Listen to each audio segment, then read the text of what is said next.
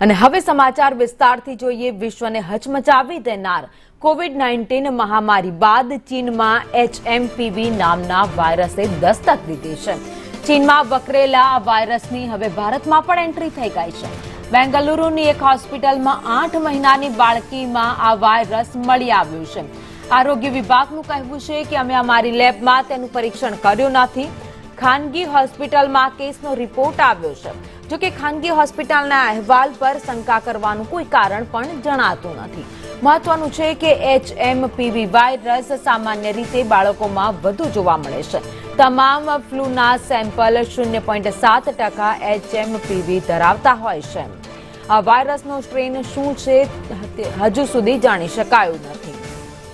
તો ચીનમાં જે વાયરસ ફેલાયો છે તે હવે ભારતમાં પણ ફેલાવાની શરૂઆત થઈ હોય તેવું લાગી રહ્યું છે।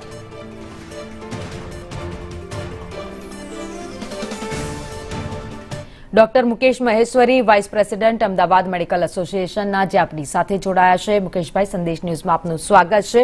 ફરી એકવાર એક ઘાતક વાયરસ, કોરોનાની મહામારી તો બધાએ જોઈ છે, પણ ફરી એકવાર ચીનમાં આ જ સ્થિતિ છે અને ભારતમાં પણ એવું કહેવાય છે કે એક કેસ આવ્યો છે અને બાળકોમાં સૌથી વધારે તેની અસર દેખાય।